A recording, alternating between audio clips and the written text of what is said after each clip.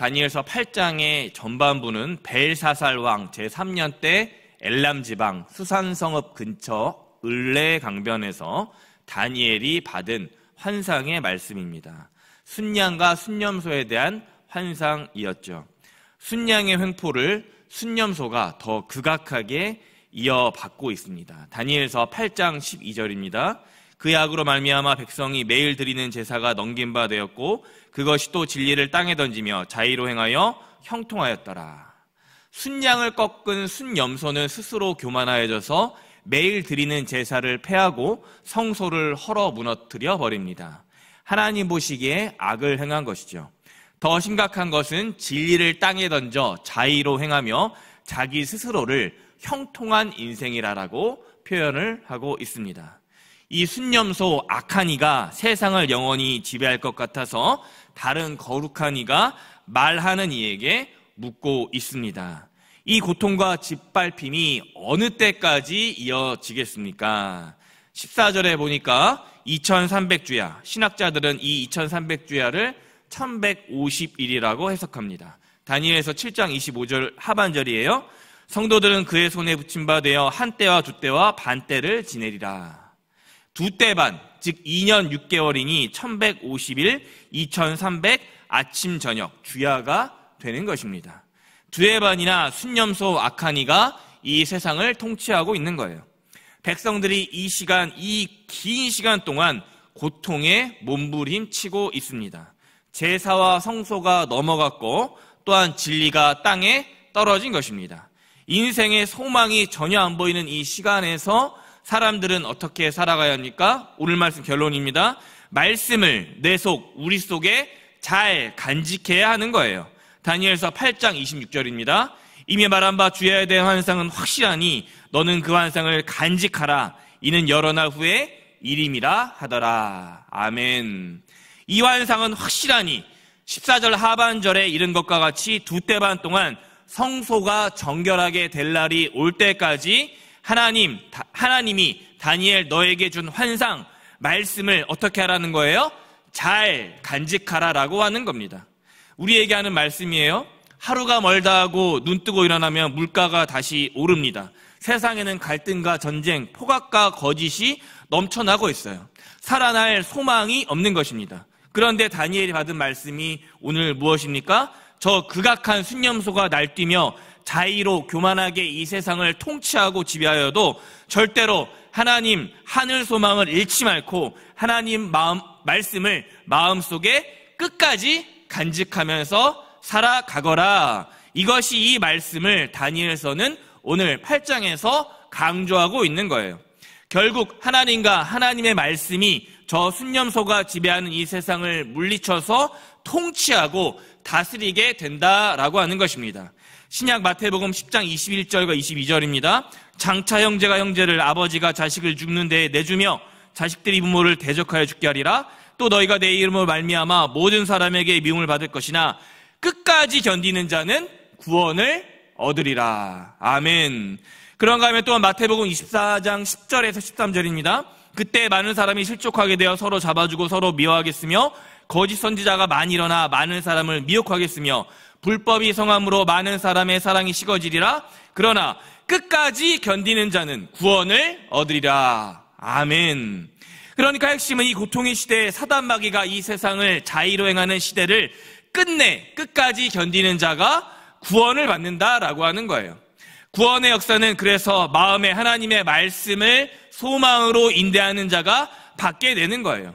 혹시 오늘 당장 지쳐 쓰러져 살아갈 소망이 약해지셨습니까? 그렇다면 성경 66권 하나님, 예수님, 성령님 삼위일체 주님의 생명 말씀 꼭 붙들고 간직하시길 바랍니다. 여기에 우리의 희망이 있는 거예요. 다니엘서 8장 후반부에 다니엘은 16절 을레 강가 두 언덕 사이에서 한 사람이 가브리엘에게 하는 이야기를 듣게 됩니다. 이 환상, 이 사람 다니엘에게 깨닫게 하여라. 이에 다니엘은 그 앞으로 가서 바짝 엎드리게 됩니다. 무엇입니까? 하나님 말씀을 전하는 그 대언자 앞에 하나님 말씀에 바짝 엎드리고 있는 거예요. 저와 여러분이 말씀 앞에서 취해야 할 모범의 모습입니다. 하나님의 말씀은 그저 이 종이에 기록된 잉크가 아니죠. 살아서 역사하는 구원과 생명의 말씀이 하나님의 말씀인 거예요. 히브리서 4장 12절입니다. 하나님의 말씀은 살아있고 활력이 있어 저의 날선 어떤 것보다도 예리하고 혼과 영감이 관절과 골수를 찔러 쪼개기까지 하며 또 마음의 생각과 뜻을 판단하나니. 아멘. 무엇입니까? 하나님의 말씀은 종이가 아니라 그저 가만히 죽어있는 책이 아니라 살아 활력이 있어 내 혼과 영과 관절과 골수를 찔러 쪼개고 있는 것입니다. 중요한 것은 그 다음의 말, 내 마음의 생각과 뜻을 판단하는 게 하나님의 말씀인 거예요. 오늘도 내가 닥친 문제와 고통, 기도 제목, 복잡한 생각과 시름거리들을 파헤치고 계신다라는 겁니다. 그러니 어찌 우리가 이 성경 말씀을 경히 여길 수 있겠습니까? 저 다니엘처럼 하나님 말씀 앞에 우리들과 저는 바짝 엎드려야 하는 겁니다. 그때 구원의 길이 열리게 되는 거예요. 그리고 다니엘이 두려워 엎드리며 하나님의 말씀을 듣게 됩니다. 17절에는 말합니다. 이 환상은 정한 때의 끝에 관한 것이다. 다니엘이 이 말을 듣는 순간 잠깐 정신을 잃고 잠에 들게 됩니다. 얼마나 하나님의 말씀이 살아있고 활동력이 있었던지 온몸에 힘이 빠지게 된 거예요. 두 다리에 힘이 빠지게 된 겁니다. 그리고 다시 자기의 몸을 일으켜 세우는 하나님의 말씀 한 번 더 말씀하고 있습니다. 정한 때 끝에 관한 것이다. 그러면서 다니엘은 극악한 순양과 순년소의 해석을 받게 됩니다. 20절에 순양은 메대와 바사, 페르시아 제국을 의미하고 순념소는 헬라 제국임을 말씀 20절과 21절이 해석하고 있습니다. 영원할 것 같던 순양과 순념소 22절에 다시 꺾이고 맙니다. 새로운 넷불이 등장한 것이죠. 헬라 제국이 4개의 나라들로 흩어지고 있습니다. 역사적으로 이 4개 나라는 다시 한 나라에 의해 통치받게 됩니다. 23절에 보니까 한 왕이 일어났는데 얼굴이 뻔뻔하고 속임수가 강하고 권세가 강한 데다가 파괴하며 자기 멋대로 형통하다 거짓을 행하더라 라고 표현하고 있죠. 역사적으로 보면 셀류쿠스 왕조의 안티오쿠스 4세 에피파네스 왕을 여기 성경 말씀은 기록하고 있는 것입니다. 역사적인 사실이에요. 그런데 하나님을 대적해 사단마귀와 결탁한 에피파네스 즉 한 왕은 25절에 가서 보니까 스스로 사라지고 멸망하고 있는 거예요. 세번역 25절 하반절입니다. 그러나 사람이 손을 대지 않아도 그는 끝내 망할 것이다. 아멘. 역사적으로 수많은 제국들은 공중권세 잡은 사단마귀들과 손을 잡고서 세상을 손에 넣어 백성들을 핍박하고 사회질서와 정의와 공의를 농락하지만 결국에 영원한 하나님의 말씀 앞에서 추풍낙엽처럼 쓰러질 수밖에 없는 나약한 존재들이다라는 겁니다. 영원히 살 것 같지만 유한한 존재밖에 될 수 없는 순양, 순념소, 4개의 뿔, 그리고 저 뻔뻔하고 속임수에 능한 저 에피파네스 왕. 말씀을 맺습니다.